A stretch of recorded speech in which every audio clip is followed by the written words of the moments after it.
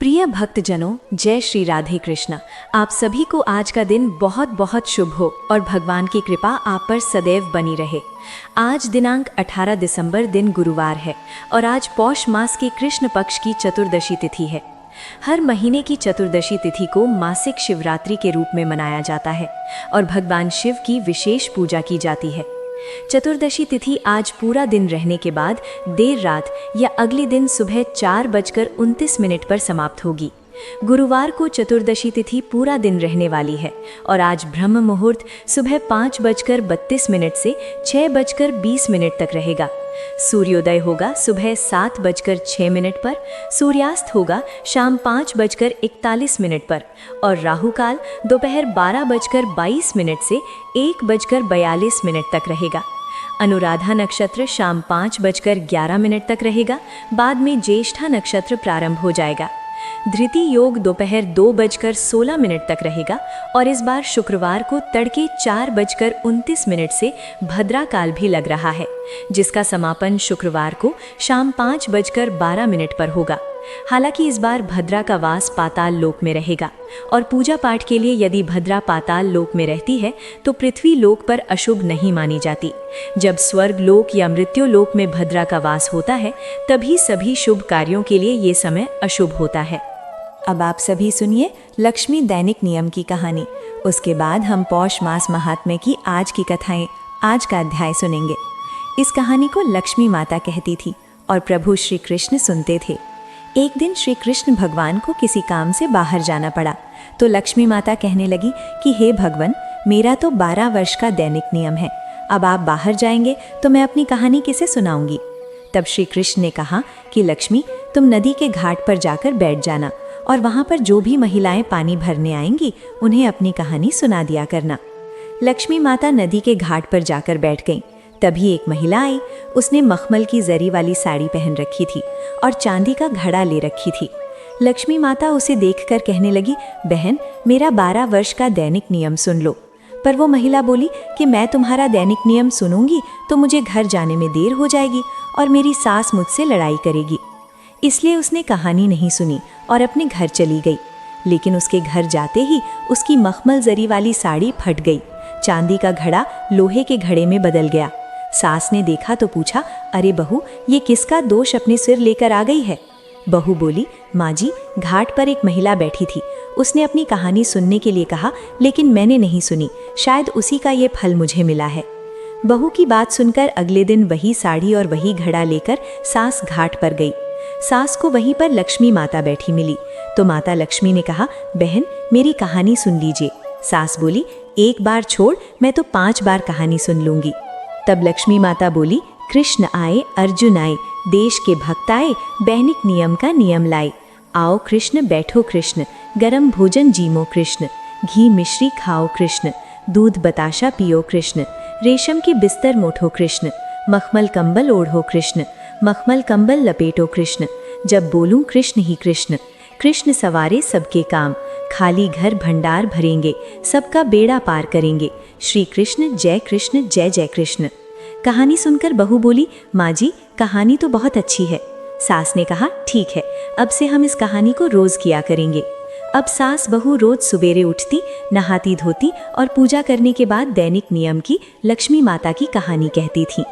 एक दिन की बात है, उनके यहाँ पड़ोस की एक महिला आई और बोली कि बहन, जरा सी आग तो देना। तो बहू बोली कि आग तो अभी हमने जलाई ही नहीं।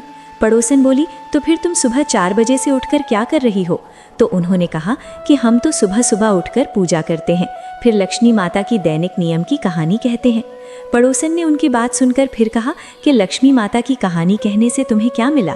तब वे दोनों बोली कि लक्ष्मी माता की कहानी कहने से घर में भंडार भर जाते हैं, सारे काम पूर्ण हो जाते हैं, मन की इच्छा भी पूरी होती है। पड़ोसन ने कहा, बहन, अगर ऐसा है तब तो फिर मुझे भी कहानी सुना दो। तब बहू बोली कि ठीक है, तुम भी ये कहानी सुन लो। कृष्ण आए, अर्जुन आए, देश के भक्त आए, दैनिक नियम का नियम लाए।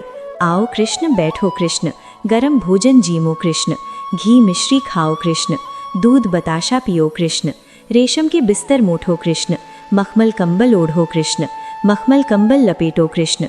जब बोलूं कृष्ण ही कृष्ण, कृष्ण सवारे सबके काम, खाली घर भंडार भरेंगे, सबका बेड़ा पार करेंगे। श्री कृष्ण जय जय कृष्ण। पड़ोसन ने इस कहानी को सुना तो कहने लगी, बहन कहानी तो बहुत अच्छी लगी। अब वो पड़ोसन भी दैनिक नियम लक्ष्मी माता की कहानी कहने लगी। कहानी कहने से लक्ष्मी माता ने पड़ोसन के भी धन के भंडार भर दिए। देखते ही देखते अब तो पूरे गांव में दैनिक नियम की कथा चल पड़ी और हर किसी की मनोकामना पूर्ण होने लगी।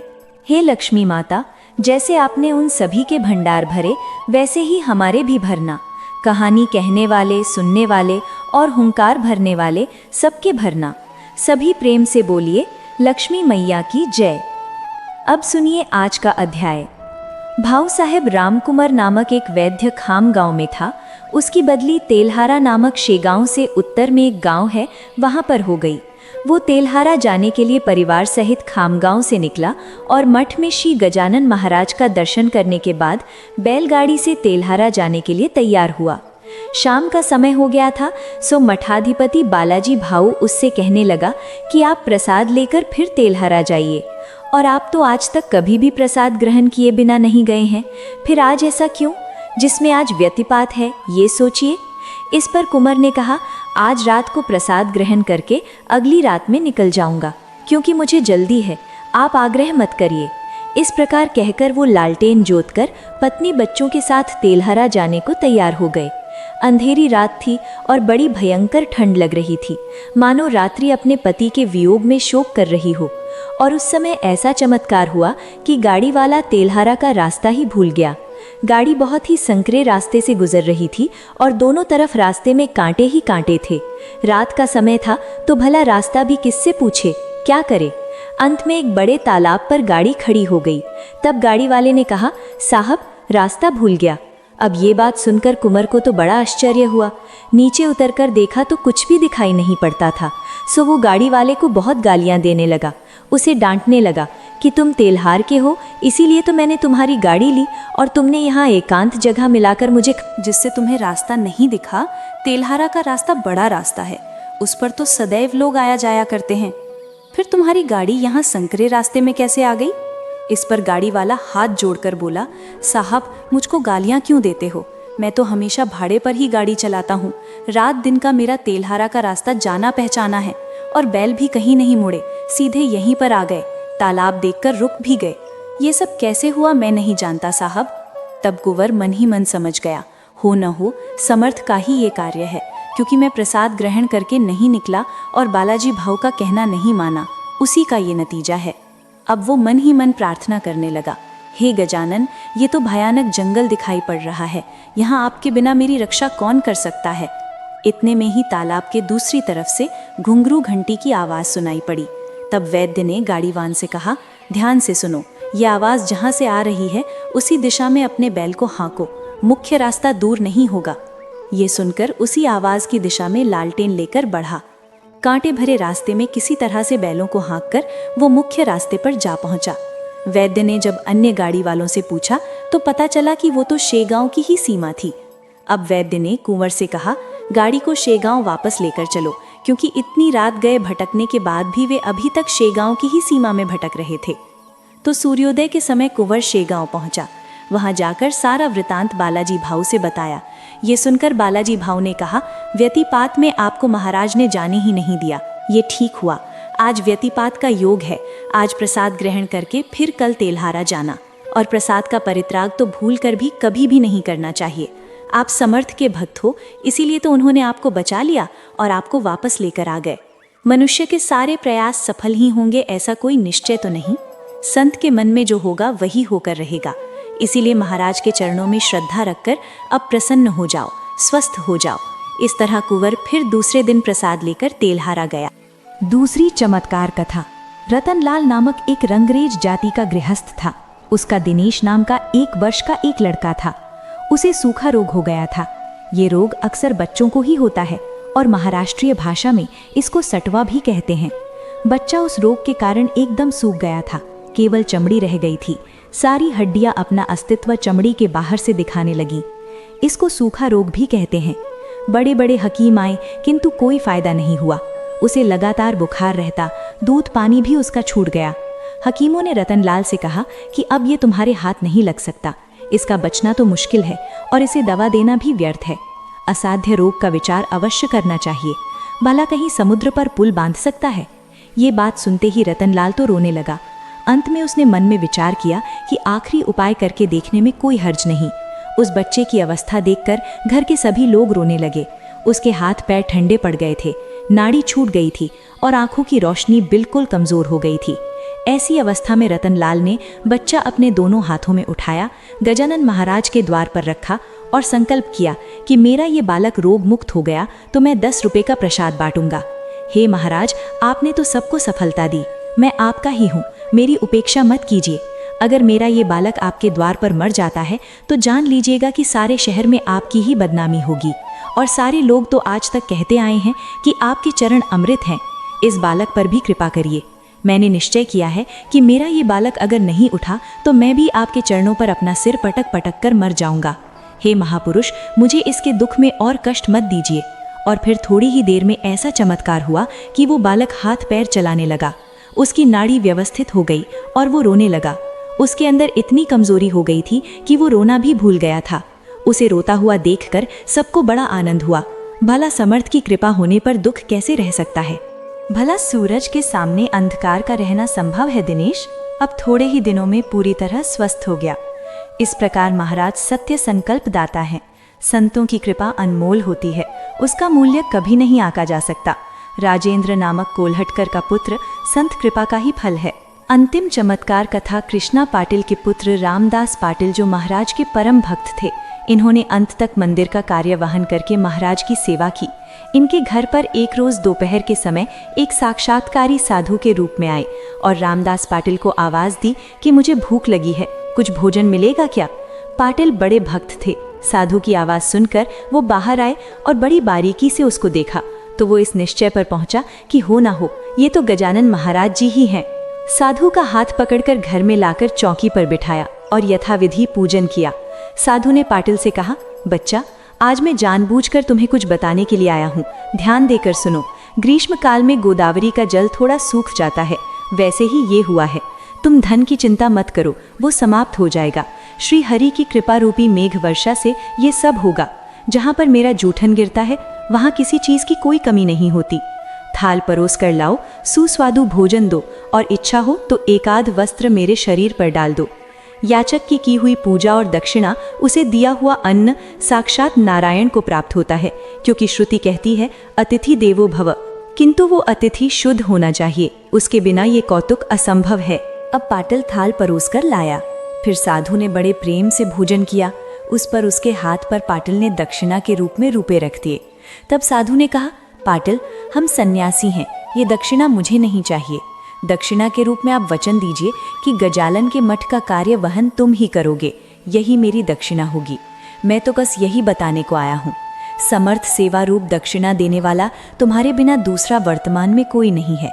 तुम्हारी पत्नी जो बार बार बीमार पड़ती है, वह भी इस दक्षिणा से रोग मुक्त हो जाएगी। तुम अपने पुत्र को बुलाओ, उसके गले में मैं एक ताबीज बांधूंगा, जिससे उसे कभी कोई बाधा नहीं होगी। क्योंकि सत्ता संसार में बैर का मूल्य है, पानी ही पानी का शत्रु होता है। तुम्हारी पाटिल की जागीर अवश्य ही संभालो, वह एक प्रकार का कवच होगा। उसका उपयोग बड़ा संभाल करना, किसी का द्वेष मत करना और सन्निधि कभी मत छोड़ना। वर्तमान शासन के विरुद्ध कभी मत जाना और उसी तरह दाम्भिक और संतों की पहचान करके व्यवहार करना। ऐसा आचरण करने पर साक्षात लक्ष्मीपति तुम्हारे ऋणी रहेंगे और ये मेरा वचन तुम सत्य समझो। आवक के अनुसार ही खर्च करो। संत का अपमान करने पर ईश्वर क्रोधित हो जाते हैं, सो सच्चे संत का कभी अपमान मत करना। संत चरणों में प्रेम करो। अपने वंशजों की कमी कभी अपने मन में न रखना। ऊपरी व्यवहार में भले ही क्रोध कर लेना, लेकिन हृदय में सदा दया रखना। जैसे कटहल के फल पर ऊपर कांटे होते हैं, लेकिन उसके अंदर स्वादिष्ट और मधुर गिरी होती है। मैं तो हमेशा तुम्हारे पीछे खड़ा हूँ। ऐसा कहकर गले में ताबीज बांधकर साधु रास्ते पर चल पड़ा और अदृश्य हो गया। पाटिल ने सोचा कि स्वयं गजानन महाराज जी ही मुझे उपदेश देने साधु रूप में आए थे। रात्रि को स्वप्न में आकर पाटिल की शंका का निवारण हुआ। ऐसे श्री गजानन महाराज भक्त वत्सल हैं। ये गजानन महाराज का चरित्र परम पवित्र और तारक है, किंतु दृढ़ निष्ठा होना जरूरी है। ऐसी होती है संतों की महिमा। ये था आज का प्रसंग। आपको कथा कैसी लगी कमेंट करके जरूर बताइएगा। आप सुनिए मीठी और साधु की कहानी, फिर आप सुनेंगे 40वां पाठ। एक बार एक मीठी था, एक साधु था। साधु हमेशा भगवान की तपस्या में लीन रहता था। मीठी रोजाना 1.25 शेर की मिठाई बनाकर भगवान को भोग लगाकर खा लेता था। एक दिन वे दोनों आपस में झगड़ा करने लगे। साधु बोला, मैं रोज भगवान की तपस्या करता हूँ, इसीलिए मैं बड़ा हूँ। मीठी बोला, मैं रोज भगवान को 1.25 शेर मिठाई का भोग लगाता हूँ, इसीलिए मैं बड़ा हूँ। नारद जी वहां से गुजर रहे थे। दोनों को झगड़ा करता देख उनसे पूछा कि तुम दोनों झगड़ा क्यों कर रहे हो। तब मीठी ने खुद को बड़ा होने का कारण बताया और साधु ने भी खुद को बड़ा होने का कारण नारद जी को बताया। सुनकर नारद जी बोले, तुम्हारा फैसला तो मैं कर दूंगा। दूसरे दिन मीठी और साधु स्नान कर अपनी रोज की भक्ति करने आए तो नारद जी ने छुपकर 1.25 करोड़ की एक अंगूठी उन दोनों के आगे रख दी। साधु की नजर जब अंगूठी पर पड़ी तो उसने चुपचाप अंगूठी उठाकर अपनी नीचे दबा ली।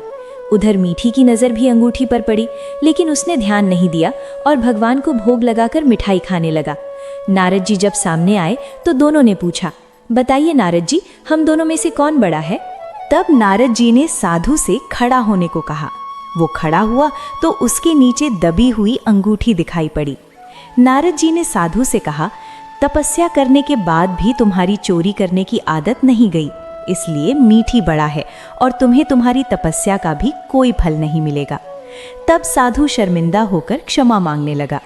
उसने नारद जी से पूछा, नारद जी, मेरी तपस्या का फल फिर मुझे कैसे मिलेगा। तब देवर्षि नारद जी ने बताया, अगर कोई गाय और कुत्ते की रोटी नहीं बनाएगा तो फल तुझे मिलेगा। अगर कोई ब्राह्मण को जमाकर दक्षिणा नहीं देगा तो फल तुझे मिलेगा। अगर कोई साड़ी के साथ ब्लाउज नहीं देगा तो फल तुझे मिलेगा। अगर कोई दिए से दिया जलाएगा तो फल तुझे मिलेगा। अगर कोई सारी कहानी सुने लेकिन तुम्हारी कहानी ना सुने तो फल तुझे मिलेगा। उसी दिन से हर व्रत कथा और कहानी के साथ मीठी साधु की कहानी भी सुनी और कही जाती है। राधे राधे भक्तगण, आपको ये कथा कैसी लगी हमें कमेंट करके ज़रूर बताना। अगर कथाएं आपको अच्छी लगती हैं तो वीडियो को लाइक कर चैनल को ज़रूर सब्सक्राइब कर लेना और कमेंट में राधे राधे लिखना मत भूलना। धन्यवाद भक्तगण, एक बार फिर से राधे राधे।